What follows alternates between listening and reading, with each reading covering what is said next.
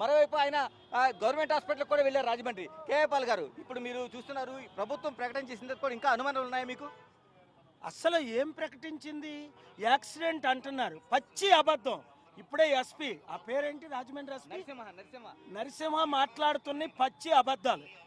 నేను అక్కడ ఉన్నాను, వేల మంది పాస్టర్లు ఉన్నారు. 70% పాస్టర్లు ఆయనతో కోఆపరేట్ చేసి డెడ్ బాడీని పంపించారట. 5,000లో 5 పాస్టర్లు కూడా ఆ డెడ్ బాడీని పంపించలేదు, లాఠీ చార్జీలు చేసి. నేను వెళ్ళినంత వరకు పాస్టర్ని, దైవజనులందరినీ క్రిమినల్లా చూశారు. నేను వెళ్ళిన తర్వాత మీ మీడియా ఛానల్స్ అన్ని రిపోర్ట్ చేసిన తర్వాత లోపలికి నన్ను పంపించి కామైంది. ఆ తర్వాత నన్ను మోసం చేశారు. ఇప్పుడే పోస్ట్ మార్టం రిపోర్ట్ పంపిస్తాం, అనౌన్స్ చేస్తాం అన్నారు. ఇంతవరకు సీసీ ఫుటేజ్ చూసిన తర్వాత మీకేమనిపించింది? సీసీ ఫుటేజ్ చూసిన తర్వాత హత్య నేను రుజువు చేస్తాను కోర్టులో.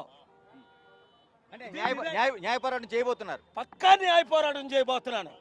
ఒక దైవజనుడిని చంపడమా అంటే మేము గాజులు వేసుకున్నట్ట? ఏంటిది జరుగుతుంది? అంటే క్రైస్తవులందరినీ చంపేస్తారా? ముస్లింలందరినీ చంపేస్తారా? క్రైస్తవ సమాజం 99% హిందువులు నాతో ఉన్నారు, వీళ్ళతో ఎవరు లేరు. అంటే పోలీసులు చేసిన ప్రకటన మీరు విశ్వసించడం లేదు? అక్కడ పోలీసులతోనే నాకు గొడవ అయింది. అన్ని అబద్ధాలు చెప్పారు, నాతోనే అబద్ధాలు చెప్పారు. డాక్టర్ కలుస్తారన్నారు, పోస్ట్ మార్టం రిపోర్ట్ చేస్తామన్నారు, ప్రేయర్ చేయడానికి అక్కడ కిందకి బాడీని తీస్తామన్నారు.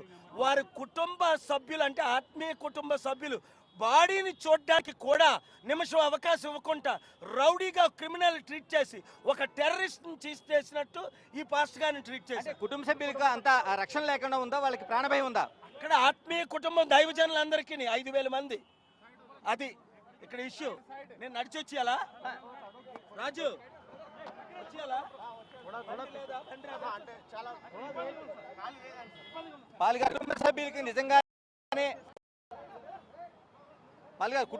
నిజంగానే అంత ప్రాణహాని ఉందా?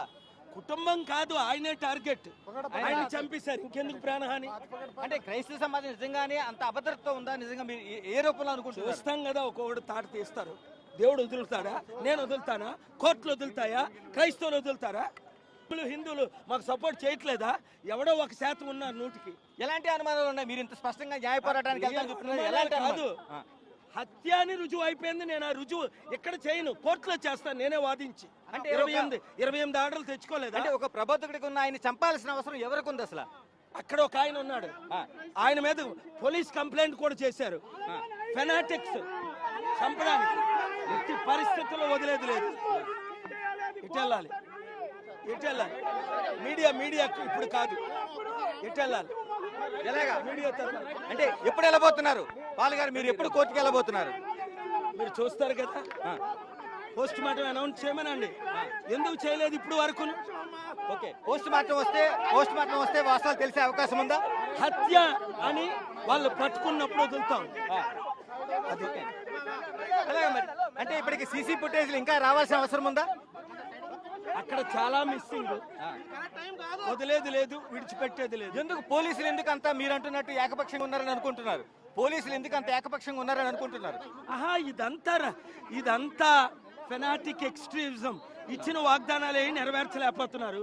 ఇప్పుడు హిందూ క్రిస్టియన్ మధ్య, హిందూ ముస్లింల మధ్య గొడవ పెట్టడానికి వారి అజెండా. ఎందుకు అంత ఎజెండా నడపాల్సిన అవసరం? క్రిస్టియన్స్ తమ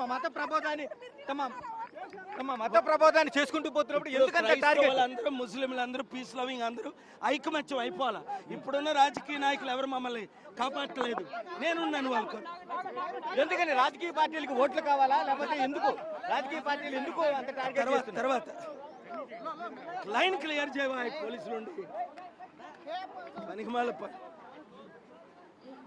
పాల్గారు చివరిగా చెప్పండి, ఇప్పుడు మీరు తదుపరి మీరు భవిష్యత్ కార్యాచరణ ఏం చేయబోతున్నారు? భవిష్యత్ కార్యాచరణ